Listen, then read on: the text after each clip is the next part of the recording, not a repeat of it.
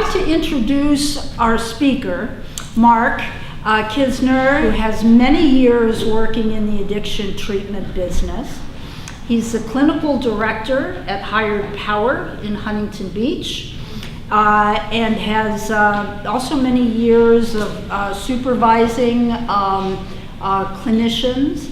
And, you know, I'm just so delighted that my esteemed friend here, you know, is presenting for us. So thank you, Mark. At Higher Power, we believe in treatment. We think treatment works. We do not do treatment. At Higher Power, everything we do is transition.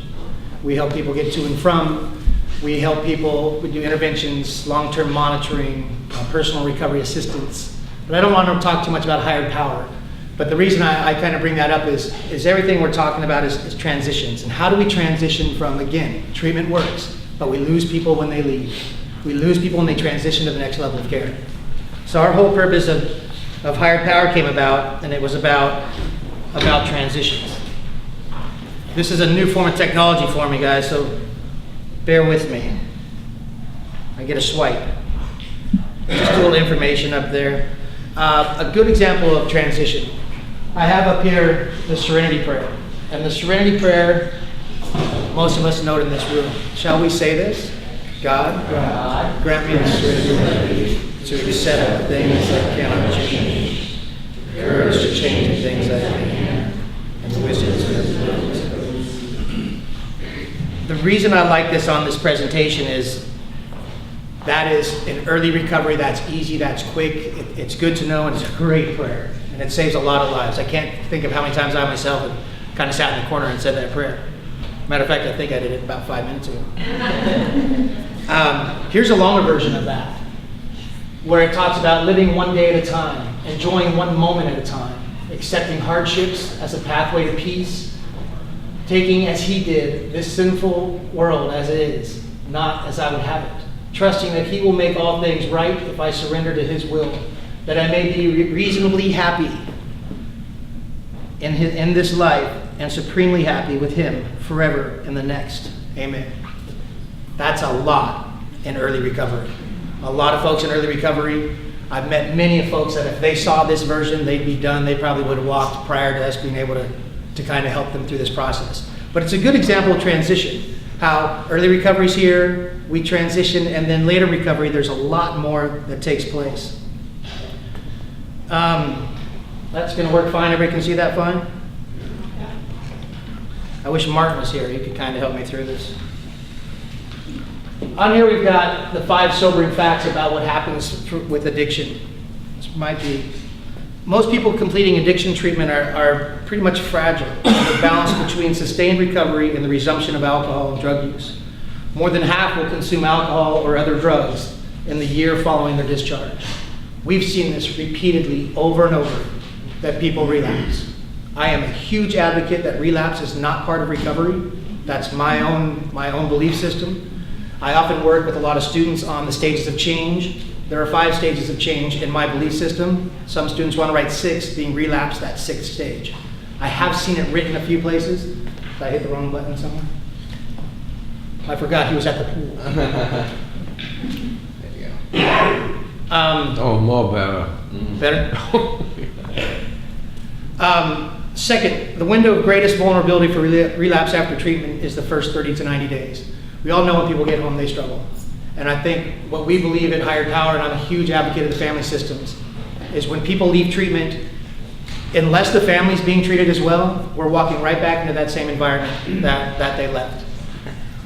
We learn a lot in school about things of homeostasis, which is basically balance. What does balance look like?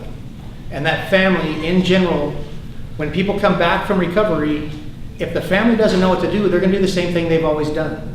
And that's the key. If we can teach the family a few more tricks of the trade to say, we might be able to keep people sober a little longer. Between 25 and 35% of people who completed addiction treatment will be remitted to treatment within 1 year. 50% will be readmitted within 5 years. Again, I don't think it's treatment that fails. I think it's a transition.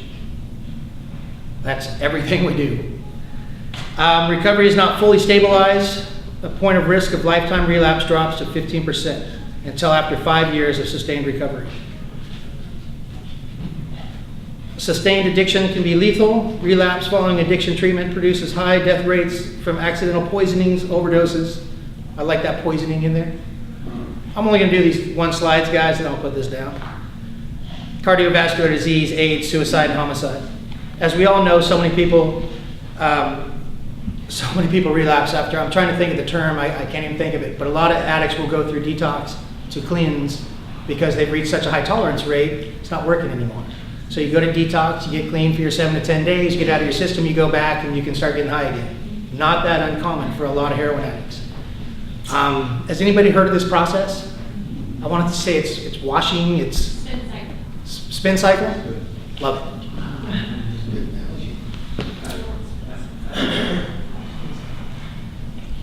We're looking at some stages of transition. Looking at addiction. This is kind of neat, the sliding. Early treatment and treatment experience. Stage 2, once we have addiction, now we're looking at the treatment experience. Early abstinence. Engaging and achieving abstinence. What we do in treatment. We teach people how to not use. I'll tell you, I'm an abstinent-based guy. Everything I do and I believe in is an abstinent-based treatment. I do think Suboxone and methadone work quite well for a detox, but it's not long-term that I want anybody on these drugs. Personally, I'm not an MD, I'm not the one doing that, but I will definitely express my opinion. Now, with that being said, I went and I saw a presentation about 4 months ago. There was a doctor, very sharp doctor, boy, I can't remember who he was with, but he talked about a research study that he did with the abstinent-based heroin addicts, methadone-based, and Suboxone-based. And he followed them through a year. Again, I am an abstinent-based guy. I'm an AA man through and through. In this research, he showed that after, I think he did 3-month increments, after 3 months, 2 of the abstinent-based guys had gone back out and relapsed and died. All the Suboxone guys were alive, all the methadone guys were alive. He went to 6 months. Another one died on the abstinent base. He came in, the spin cycle went out, his tolerance was not where it was, he overdosed and died. This happened basically at the end of his presentation. Nobody died on the Suboxone. I think one overdosed on methadone that also used heroin, but people died in the abstinent base. And the only reason I'm even bringing that up is addiction's tricky. And my brain still, even after watching this presentation, I still believe in abstinence. And I think if these folks had more transitional care, more help in that piece, then there'd be a big difference. There would be a huge difference. The third stage of recovery is maintaining abstinence. How do we do that? That's the key in everything that we believe in. Creating recovery by building and rebuilding new lifestyles. We can't just go back to that same environment. We can. Oftentimes what I'll do, and I was going to do a little modeling, but I won't do that. Imagine we have the drug addict here. Now we have mom that's so enmeshed, that's so fearful. Mom's the one that's calling me. Mom's the one that's doing all this stuff. So we've got mom, carefully trying to make sure that addict's okay. Now we've got little sister that might be behind mom, trying to help mom be okay. Maybe dad's off in another room with zero attention being paid. Maybe we have a sister that's so much attention's being drawn to this sister that she's hateful and she's upset. Maybe she's starting to do her own thing. When we pull that client from that system is going to fold in. That system is they will find a way to continue to function without that client, but it's probably not going to be in the healthiest way without some help. How do we help these families when we pull that member out of the system? I often use the analogy of a mobile over a baby's crib. If you have this balanced mobile and you make the sound, if you take one of those pieces off, it's completely out of balance. How do we get it back into balance? Love slides like this. It's talking about hypertension. Addiction is a chronic disease that requires continual care. Just like everything else that's seen in the Western world as a true disease, because we're always fighting, is it a disease, is it not a disease model. Here it shows exactly the same stages of treatment, and it shows exactly the same issue. If we do not work on this, it's we have great recovery and treatment, and then it kind of goes down. Now, something that has happened remarkably well, I'd say in the last 5 years, is treatment is no longer what I used to call the same as the disease. Treatment was this all or nothing cure. Just like the disease, we're all or nothing. Treatment became this, you go to treatment 30, 60, 90 days, and then you're on your own. About 5 years ago, I want to say it was 3 to 5, there's always been outpatient, there's always been those things. But the push that has come in the last 5 years is phenomenal. I don't know many facilities now that don't have an outpatient branch or don't have longer term support systems, because we know it works. So we're always trying to make it work. Addiction, simple. The continued compulsive use of a substance in spite of adverse health or social consequences. Sound familiar? What we know about addiction. It's a brain disease. It's progressive. I keep touching my knuckle somewhere. Top right.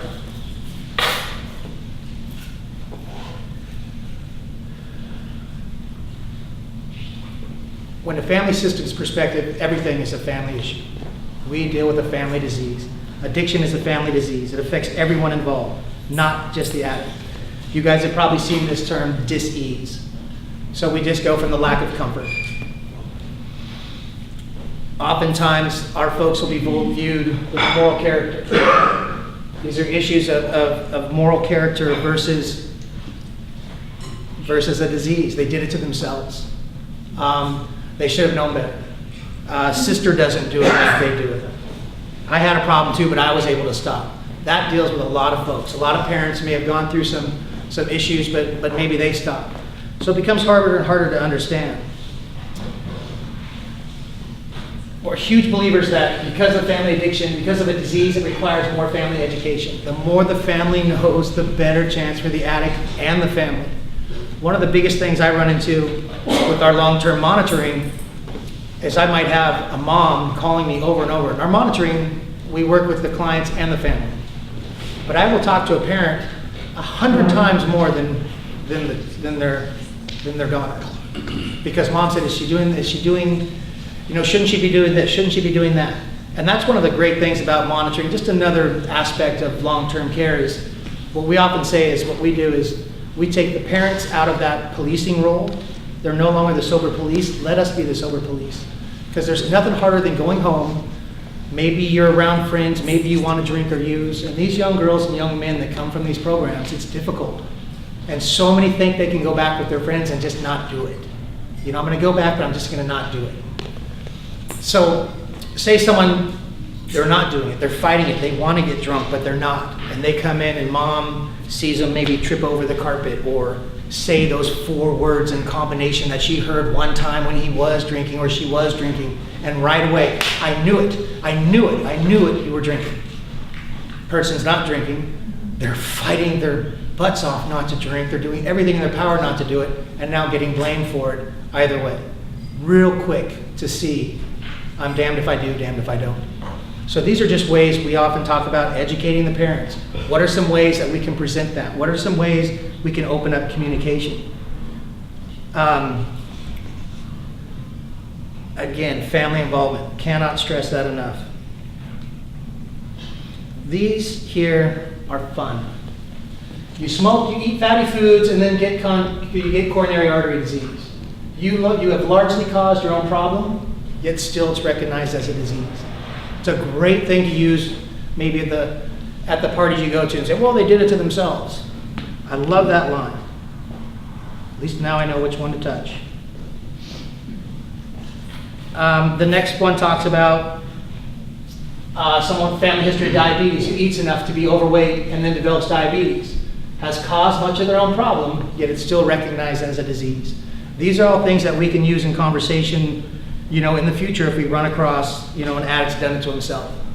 Because nobody tries to do this. We're going to say both are victims to their own behavior. Someone who first drinks or uses substances, in no way is their goal to become a drug addict. We know that, we're in the industry. How do we help kind of show this and teach families this as well? Because a lot of times the families are the ones that are saying these things. It's just a little fun slide. Weak-willed, bad, immoral, irresponsible. Can you guys think of some more things you may have heard of addicts and alcoholics? Silly. When we're talking to stage 2, again, we went from addiction to treatment. Treatment comes into all these, we have intervention, detox, engaging in that, achieving abstinence, learning recovery skills, kind of what Adrian was talking about, that everything that Surehaven does in Rock Solid, going through all of these processes, involving family and community as well. One of the best things I love about your place is when I refer people, I get a weekly report as to what they're doing. Love it. Love my weekly report. Not always what we're hoping they're doing, but at least I know what they're doing. That is something that we believe in hugely as part of what we do is, it's no longer just the client. That part of our process at Higher Power is there has to be a support system. There has to be more than just the client themselves. I want the client, I want family, previous therapist, maybe they're an IOP. I want access to all of these people. So when we do our monitoring, if Susie hasn't showed up or checked in for 3 days, I'm going to email every one of these people and say, hey, let's get together and call Susie. We haven't seen her in 3 days. Let's nip this in the bud before it gets going. Again, just a transitional piece to continue doing what you guys worked so hard to do in the first place. During the treatment experience, transition planning begins with the clients and families. Everything that I believe in, as I was taught, is we start discharge planning the day they walk in the door. That's always been my philosophy. I'm always preparing them for what they're going back to. And when we talk here, we're talking about the client and the families. Families so much need this information. Family education, support groups, client and family therapy, creation of new healthy boundaries, creation of discharge and aftercare plan. All of this starts in treatment and then it continues throughout the transition process. One of the biggest tools I have with my families is I will talk to them about, they still question, hey, did so-and-so go to a meeting? And my first response is, did you go to a meeting? Have you done your Al-Anon? Have you met with your therapist? Are you doing your IOP? So how are we gonna expect the addict to do all this and not have that support? And a lot of families, you want to fight it, they don't want to do it, but boy, those families that do it, I just wish we had more statistics on it to show them how much that benefits their loved one. Recovery begins the application of the information. Love this. First learned in treatment becomes an active part of living daily skills. Families got to know it as well.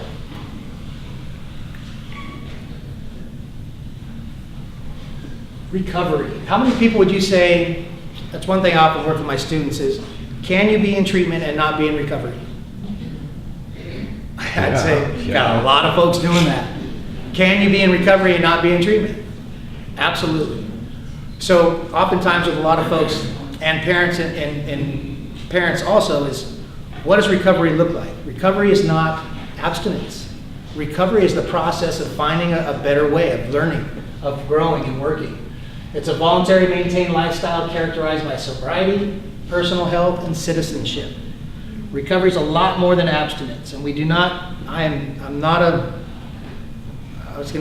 advocate for those. Staying abstinent is great. That's very impressive. But how long is that going to last? A friend of mine who probably would not be mine or would mind his anonymity being broken, John N. will leave his anonymity just in case.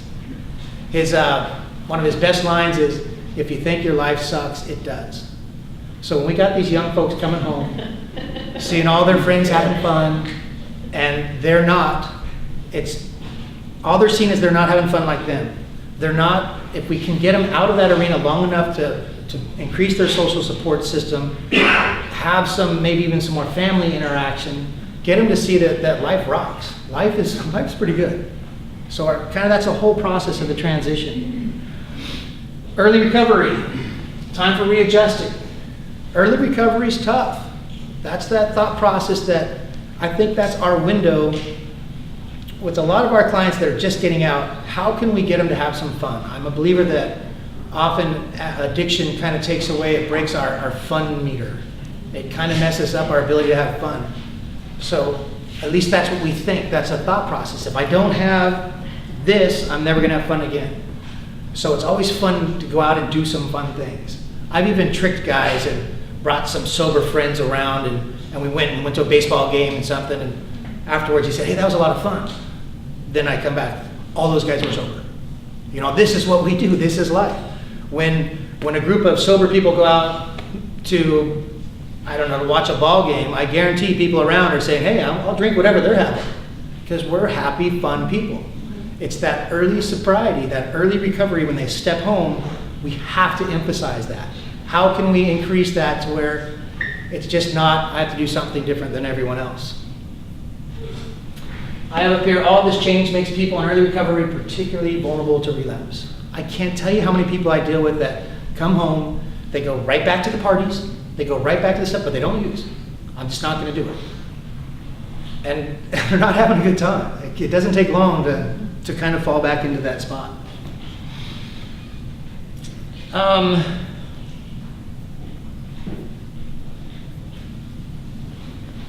trying to think of who said they need practice. I think today, Ed from Newfound Life, we just met with him at the MOT meeting, the Men's Association of Addiction Treatment. Yes. The MOT group that we started in Orange County about 3 weeks ago, and Ed Spatola spoke, and he talked about practice. Anything we do in life, we got to have practice. When you come home from sobriety or from recovery, and now you're back in this environment, practice, practice, practice. Treatment is all practice. So when you go from treatment and you transition home, of course we want outpatient, we want extended care, we want them to do all that, but many don't. Many, they're shiny and new, they feel like $1 million, and they're ready to go home. In addition to that, they've got their parents convinced of the same thing. Yeah. Mom, I'm not going to do it anymore. I'm done. Yeah.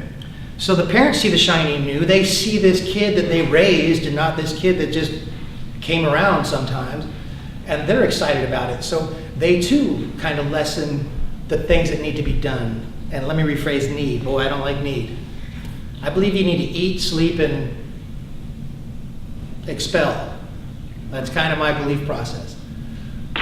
The reason I say that is these things will truly benefit these folks. It will truly benefit you if you go to a meeting, if you do this. But as soon as I start using need and clients start using need, I don't know about you, but when I don't do something I need to do, I get down on myself. Oh, you needed to this and this. So we take that word out, and instead of saying need, say, you know what, this is in my best interest to do this. If I'm unable to do something that's in my best interest, I'm not beating myself up, that cognitively as I would if I'm not doing something I need to do. So I just kind of trick myself, and I don't want to say trick clients, but teach them how dangerous need is. Should, another one. Should. I would say, don't should on yourself. SHOULD. I wanted that our motto for social work, for my social work club in school, and they nixed it. They said it was too close to sounding like something else. But think of that, should. Don't should on yourself. Every time I have someone struggling, they're struggling with they need to do or didn't do, or what they should have done or shouldn't have done. I often say that every problem we have is it's either in front of us or behind us. Every problem that any of our clients are going to deal with is either right in front of them or right behind them. In this moment, there are no problems. Pretty simple premise, but a difficult premise. We're always worried about what we got to do, what's going to happen, or what I should have done, what I didn't do. So right here, right now, we're okay. Full stomach, it's not too hot, we're safe. Right here, right now, everything's great. Kind of talked on, I have up here, is with overwhelming fear and stress of the unknown, these emotions limit individuals' ability to rationalize and use judgment for decision making. Love it. Her ringtone is, that's just serene. I couldn't have planned that at a better time. The very situation of change is a trigger for old patterns and behavior use. Again, we're talking about just changing a little bit is a trigger. When individuals come home, we're talking the individuals, their ability to rationalize and use judgment are hindered. They don't make the best decisions in the world. So imagine coming home, having your parents there with you, having your parents knowing what you go through, being able to open a dialogue and interact. All this being done instead of just coming home and in your own mind. I mean, we've all heard that an addict in their own mind's in a bad neighborhood or is in bad company.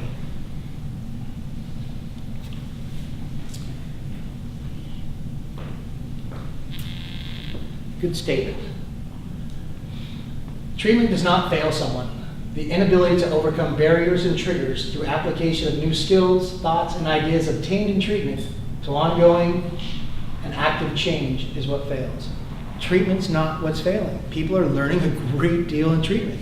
It's that ability to transition all that stuff from treatment. That's why we're such advocates of the step-down process. And like I said, in the last 5 years, it's been phenomenal, the step-down process. At Hired Power, we've gone one step further, and that's the long-term monitoring after they go through all the step-down processes.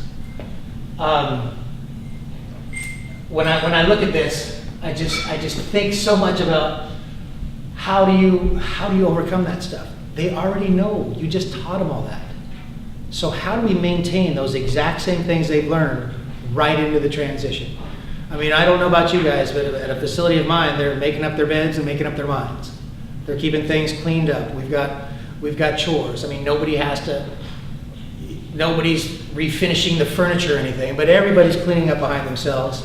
Everybody's making their bed in the morning. Everybody's going to meetings every day. They're doing homework. How do we take that and transition that right into the house as kind of a step-down process? They already know how to do it all. They already know how to keep that routine going. How do we maintain that routine? And it's that transition process that fails because they know. They know. Again, we talked earlier, abstinence is not recovery. Abstinence is the ticket that gets you into the movie. It's not the movie. Recovery is the movie. Abstinence gives you the clarity to do what is necessary to begin to heal. Recovery is the healing process. This kind of information, teaching family as well, oftentimes you'll see they're not using anymore. Families are just so happy, but there is a process.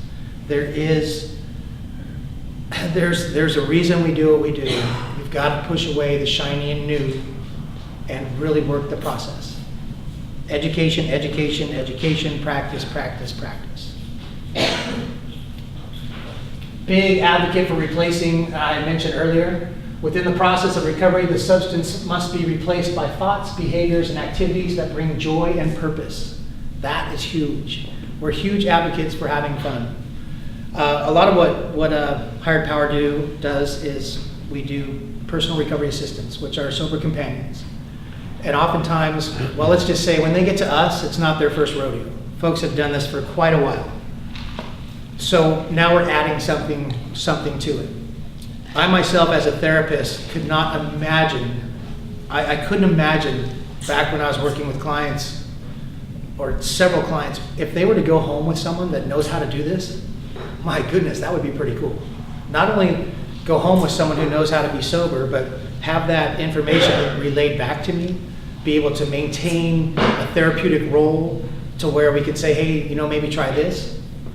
Oftentimes, especially with the younger folks, it's not fun. It's not fun. And that's a mindset. I often say, nobody would be sober if it wasn't fun. If it was as hard as every day was a fight and a struggle to stay sober, nobody would be sober. If we didn't get that peace of mind somewhere along the line, people wouldn't be sober. So with the joy and purpose, I remember working with a client who was so anti-meetings, just anti-everything. So what I did is I had my assistant, I said, stop taking him to meetings. Stop. Just stop, because the PRA wanted to read him the third step meditation in the morning and go through this, and it just set more and more in his brain how much he hated this stuff. So I said, just stop it. Let's take a few days and just go play. Take a few days, get out of this thought process, get out of AA, quit, and just go play, have some fun. So I'd say in about 2 to 3 days, I think they went to Magic Mountain and just did fun things. And also within the community of AA, they did some fun things. I asked that they stay away from a couple of the AA activities, because again, the mindset of that young person, the only thing that's fun is I have to go to an AA activity. So we're just doing everything. We have them doing all kinds of fun things. Within a few days, we were able to retouch that purpose, that joy. We're able to see this kid smile. For some, we saw him smile in 3 weeks. He hadn't really been, he smiled some in treatment. Once that kind of wore off, he just didn't smile. So now he's smiling, now he's active, now he's having some fun. So then we re-implement, let's hit a meeting, let's start going back. Because I don't know about you guys, but I think AA works. I think prior to AA, people did what? Die? What was before AA? I know we had the Oxford group and religion. A lot of people get sober through religion too. That's a phenomenal thing if it works. But in general, the masses were not getting sober prior to AA. Prior to AA, it was asylums and institutions. So it's phenomenal how this process comes, and it can be amazing. So what I try to do as a clinician and as clinical director running my staff is I want to take away that punishment factor that a lot of the kids see in AA. You know, they were court mandated, they had to do this, they were court mandated by this, mom makes them do this. So how can we step out of that mindset, have a little fun, and then kind of get them to come back? I mean, there's so many things we can do that can really change people's lives. As it says here, for without these things, the client loses hope for a better tomorrow. I mean, once we lose hope, we can get it back. That's kind of my system. If you lose hope, don't worry, we can get it back. Talk about relapse rates for other diseases. We're looking at asthma, hypertension, diabetes. We're actually doing pretty good in drug dependence. We're actually doing pretty good. So again, treatment works. We just have to maintain it outside of the arena. I can't stress enough, I'm a family systems kind of nut. My entire undergrad was all Bowen's family systems. And I'm a huge believer that everything we do has to be family oriented. I have a 2009 study completed that the Substance Abuse and Mental Health Services Administration on long-term recovery, it concluded that the family is the key determinant of an individual's commitment and ability to achieve recovery. And I put that up there 3 times. The family is the key determinant of an individual's commitment and ability to achieve recovery. If we can take an individual out, we pull someone out. We pull them out of their family system. They get to treatment, whether it be intervention. Well, I try to think of how many people I've heard say they were in treatment, they were there because they wanted to be there. I've never really found someone that wanted to be there. I would go now, some of these nice places. There's always some underlying current somewhere that someone dictates somewhere that you should go. Whether it be job, spouse, parents, little sister, I mean, there's just so many different angles at it. But with the family systems, once we pull that person out, we take that person out, and now they become this malleable, depending on the population, frustrated lump of clay. And it's our job in treatment to help build, teach them. There's so many things they can learn in treatment. I mean, all this stuff you can learn. And you'll find some of these folks that just excel, that do so well in treatment. I have my book, I call my 6 folks. I have 6 folks in my career that were just phenomenal clients. From when they walked in, one I'm thinking of, Carrie S. She came in very much the typical Orange County, very spoiled young lady, never talked to her parents except for, give me. 3 DUIs, but she didn't have a problem. It was the cops. I mean, we've heard this story 1,000 times. Carrie, from the time she started, was angry. She kind of learned. We did relapse prevention. We worked on strengths that she had. Did a lot of family work. And I'm a guy on the phone that said I talk to the parents and I'll talk to the clients. So this is the deal. If someone's talking in a way that's not appropriate, I'm going to hang up the phone. So don't think that dad hung up on you or that they hung up on dad. And I can't tell you how many times I hung up the phone and as soon as she said, "Hey dad, I need a," click, I'd hang up the phone. And then we'd sit and say, "Hey, let's just say hi dad," not I need, let's say hi dad. Well, Carrie over time, just phenomenal where she came. I don't think this was me doing it. I think it was an individual that came in that was, I don't know, maybe she was hurting enough, maybe she had enough willingness, but she was able to identify what was going on, just try a few things, even though she knew they wouldn't work. And the next thing you know, she was off and running. Her and her dad have a beautiful relationship today. She actually, one of the things we did was prepare her for jail for the DUIs. This was a well-to-do 24-year-old female from Orange County going to jail for long-term jail. We're looking at 6 to 8 months. But we went to court with her. We worked with her parents. We did what it's going to look like. We did role play, and it was really preparation. See, Patrick, really good preparation for this young lady. And by doing so, she was ready. Now, while she was changing, we were also working on the system. If the system does not change, when she goes back into that system, when she walked in and Dad said, "So what do you want this time?" It would have taken no time at all to kind of regress back into her defensive stance. So part of this process is, and I'll show you kind of the premise, we have to make it, she's not going to fit back in that same system. We have to shift the family. And that's easy. When I say easy, once they understand the premise, it's easy. Most families want nothing more than everything to be okay. But without being educated, they don't know that the way they've always done things isn't working. So we'd be advocates for her and her dad to do treatment themselves, subsystem. For little sister, little brother, mom to do treatment themselves. For the whole family to do treatment. But a continual process of fixing everybody so that puzzle fits back together. When it comes to homeostasis, what we talked about previously is it always will go back to homeostasis. Any system will go back to what works. Systems function as they function. Even if they're chaotic and they look bad from the outside, it still works for them. So without proper guidance, education, treatment, that system will go back to where it was. It will shift back to the addict, and we talked about those statistics in the beginning. It'll go back to relapse, to returning to treatment, to all those things that probably more DUIs in Carrie's case.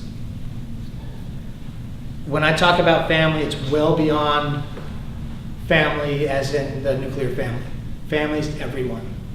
Everyone is family. In a giant systems, and we go macro systems, not even macro, but smaller than that, meso, I guess, might be the proper terminology. Everyone's family, workers, friends, co-workers. I think I have up here an entire support system, godparents, clergy, therapists, teachers, coaches, bosses. All of these people are part of that system. One thing that came about and has always been an issue in my thought process is some parts of confidentiality. Of course, it's absolutely necessary. It's absolutely necessary. We have to follow the law. We have to follow HIPAA.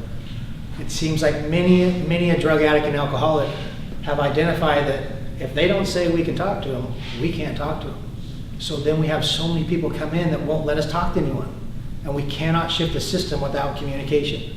So that's one of the first things I will do with a client is really try to make sure we have releases.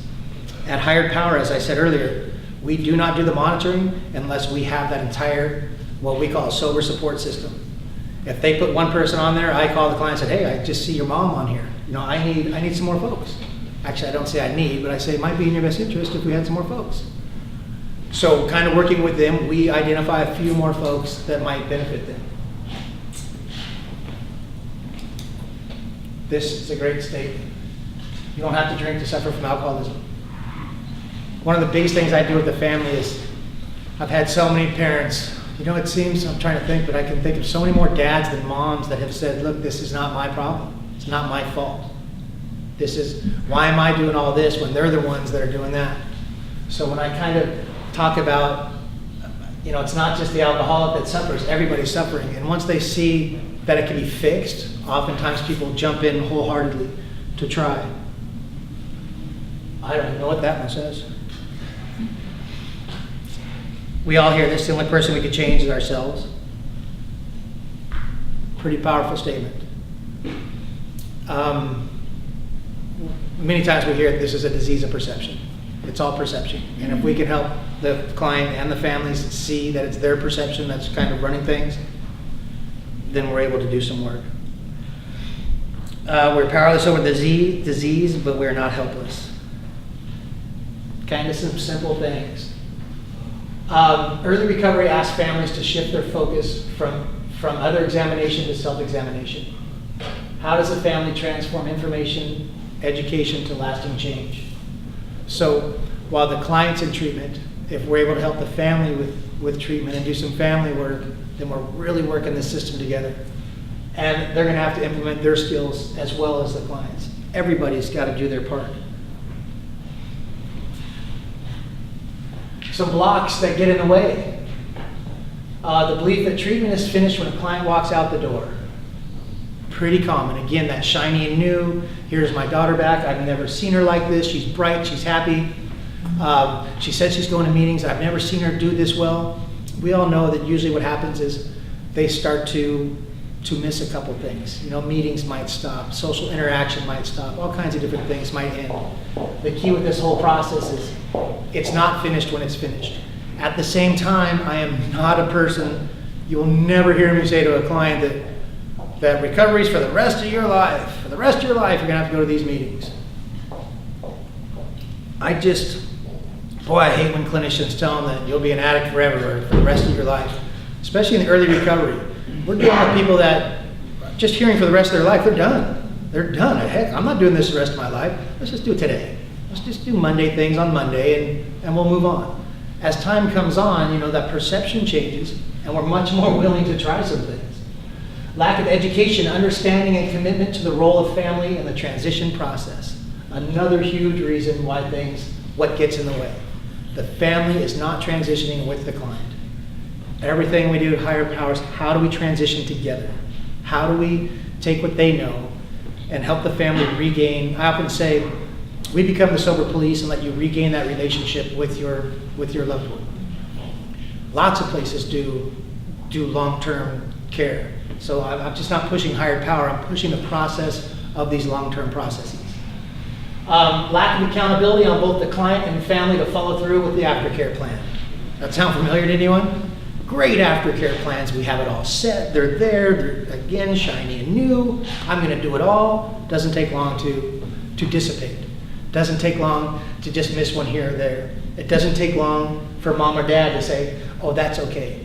I have one client who texted me the other day saying, you know, I can't get the test today. I'm getting back, no, what was it? Mom had to go to the airport, so I have to pick up the dogs from the dog sitter to get them to the house, and I won't be able to test. Dad emailed back and said, oh, that's fine, I'm good with that. And says, hey, Mark, can you change the test? So he was supposed to test on Monday after a weekend. Kid's been struggling a little. Sends a couple emails. Dad says, hey, I'm fine with that. Let's test him Wednesday. So that's, you know, to me, that's a giant red flag. We've got an 80-hour test that we can do on Monday. Again, we're not trying to catch anyone. We're just trying to get everybody on the same page. This is dangerous. Now, if he was doing excellent and never had a positive test and this happens, sure, things happen. But there are things that we're able to identify on that slide earlier. They're not really thinking clearly and able to judge everything. Parents are the same way. We have to help with this process. Communication styles, lack of communication. Lack of the interaction for the family to talk. It's always been this secret. How do we increase that interaction? Help family. Family at IOP, family at Al-Anon. Getting the family to talk, getting dad to open up or getting mom to open up, depending on who's the closed off individual. Continuing old patterns, very common. As soon as that first test is missed, you know, it starts going, hey, can we test him every other week? Great idea if that was coming from me, if that was coming from his support, the entire support team. We want to make sure people are rewarded. We don't want to, quote, like I said earlier, punish folks, but with long-term monitoring, when we see things going well, we can change things up a little. The danger is when the client wants to change things up a little, so they tell mom that, hey, things are great. Now mom's calling me and saying, hey, let's change them up. Client never says, hey, change them up. Red flag. Client talks to me, then I will talk to their previous therapist, talk to their IOP, see what they think, and we're going to make an informed decision as a clinical team, not as someone out of treatment that's ready to go. Lack of fellowship or community involvement. You guys have heard that, I'm sure, 1,000 times. Al-Anon is huge. Al-Anon is powerful. If we can get folks to Al-Anon, what I tell parents is, you know, your daughter's struggling, she has this entire support system. Where's your support system? What are you doing for support? Because right now the support is me and them calling me repeatedly. And I tell all my folks I'm a 24/7 guy. I will pick up the phone anytime. I'm not one that looks to see who it is. I just answer the phone. That's what I was taught in AA. Doesn't matter who it is, I just answer the phone if I can. But when I get mom involved in AA or in Al-Anon, or even I have one client who's taken mom to AA and she's just fascinated by it. She just loves it. So she's getting more into Al-Anon. Client has gone to Al-Anon. Client says, hey, maybe I've got some other things going on. So now client and mom are interacting through AA and Al-Anon, which just warms my heart. And you can't really see, but underneath there, in that little tiny red under where it says need, I wrote, what would benefit the client? What would be beneficial to the family? Again, because need. I don't like the word need. So beneficial to the family. Accept recovery as an ongoing, active, daily living plan. So many times that sounds like work. I mean, we know there's many people in here, I'm sure, are friends of Bill's, and it is not that hard to stay sober when you have some time. It's not that hard when you're feeling sad or upset to make a phone call and say, you know, I'm struggling. There are times it's very hard to pick up that phone. But in general, with practice, we're good at it. Or we have such a social support system that people are able to say, hey, Mark, what's going on? I have a motto that I say at all my meetings in the morning. I say, Mark, try to relax and be nice to yourself. Basically how my day starts every morning. So it's interesting when I'll be somewhere and someone says, hey, Mark, you being nice to yourself? I am now. Thanks for the reminder. Because I think I forget too, because I have no problem with my anonymity. I am a friend of Bill's, through and through. Continue to seek and educate and learn about recovery. The more we can get folks kind of excited about it and learn more, you know, all this is a crapshoot. We've got these young folks that I think if we can get them to have some fun, let them see that learning can be some fun, get them around some folks that are happy and folks that are able to be sad. There was a gentleman the other morning at a meeting that just completely broke down. I think he has 13 years of sobriety and he was struggling. He was struggling because he was sad, had a breakup, and to watch the newcomers kind of look at him and see that it's okay to feel that way, to see that someone feels like them and they've spent so much time trying to not let anybody see how they're feeling, hugely beneficial. So to continue to learn it's okay to be whatever it is you are. It's okay to be. Create accountability. Biggest thing that we do, create accountability. How can we create a system to where there are not questions about accountability? This is what we're going to do as a team. That's why we talk about all the long-term aftercare. Is that my buddy? Did I just hear him in my ear? Adrian and I were talking earlier, and this fly wouldn't leave me alone. Yeah. I think I feel him. Long-term accountability, and we start this in treatment. All expectations are clear. People in treatment are willing to do a lot of stuff. It's not until we transition home and we haven't discussed all that, like, wait a minute, I'm not doing that now. If we do this prior to transitioning, it works quite well. Develop healthy communications, develop healthy behavior patterns, and a commitment to fellowship and community involvement. We will always be pushing clients for community involvement. I want these guys to be able to see there's so much out there to life. There's so much out there. And nowadays there are so many phenomenal young people. Shoot, I mean, I like to go to the young people thing. These kids can party. They'll be up till 5 o'clock in the morning. I'm home at 10, but I heard they were up till 5 in the morning with these dances and a lot of young people in AA. Not his goals, but his transitions. Not in his goals, but his transitions. Man is great. Ralph Waldo. I'm going to briefly talk on transition. We've been doing this whole thing is about transition, but I just kind of want to bring up a couple slides. It's a time when something undergoes a change. So you know. passes from one stage, form, activity to another. The transition is the key. The transition is what it's going to take to go from one state to the next. Another great statement here. Transition is the glue that binds all the stages of recovery together. The stronger the glue, the greater the opportunity for success. Transition is the ticket. I mean, as I said in the beginning, it's all about how are we going to do this. Some quick examples, specific areas for support. I mean, we all know that. We all know some support. Monitoring, long-term monitoring. The statistics show that pilots, we got pilots, doctors, lawyers. They do, a lot of them for licensure, is a 5-year monitoring process. The 5-year monitoring process has phenomenal results. I think it's up to over 80% success rates. Now, granted, a lot of that is based on their licensure. They're going to lose their livelihood if they don't do it. But at the same time, a 5-year process of these monitorings has been phenomenal. Phenomenal success. Outpatient programs. Pretty much everyone has an outpatient program now. If on monitoring we see a client struggling a little, we'll identify an outpatient in their area. We'll call back to Surehaven and say, hey, do you guys know of outpatients, anything you guys trust in their area? With Hired Power, we work with hundreds and hundreds of treatment center, and the great thing about Nanette Zumwalt, our CEO, is I say, hey Nan, I need a treatment center in Alpena, Michigan. She'll say, try Scotty Johnson, and I mean, she just knows so many different places. Psychiatrists and therapists, always good examples for things we can use. Medication, follow through. I'm a huge advocate in appropriate medication.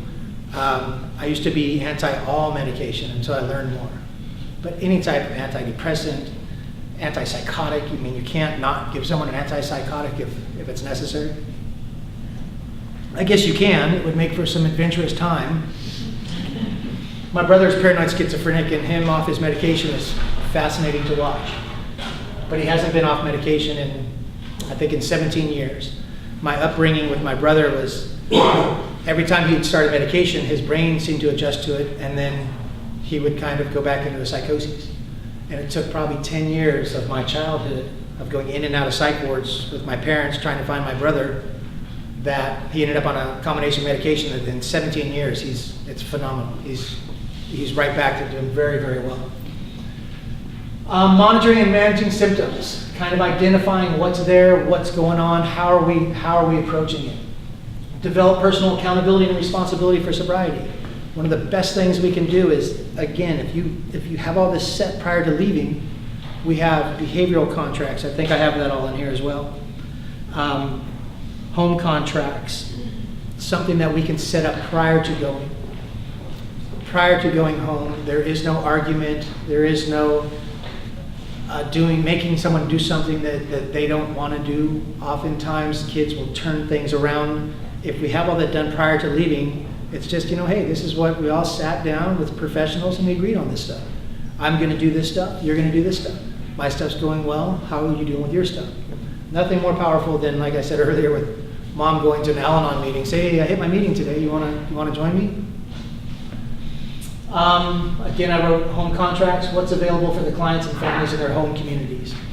There's so much out there for so many folks. How to access resources. That's one great thing that pretty much any treatment center you go to, they have phenomenal resources. At Hired Power, again, we work with many, we've got resources. I get a lot of phone calls with people just searching for all different things, and we just kind of pass it on, where to find it. When to ask for additional help. Important stuff. When we talk about family, I want to bring up this slide for the client. Accountability. There's just so much to do. We can sit here and talk all day. As long as the family is on track, willing to work, clients willing to work, it's phenomenal the difference we can make.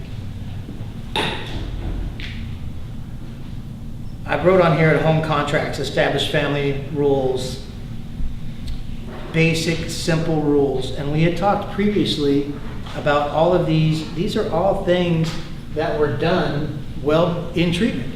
So all we're doing is a continuation of living right. Because in treatment, we just learned to live right. You find a lot of folks leave in a pretty good state.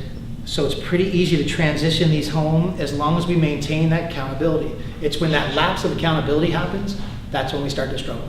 So we have to come back and kind of regain and build all that. Simple, 90 meetings, 90 days, outpatient programs, therapy, establish clear boundaries, consequences, loss of privileges.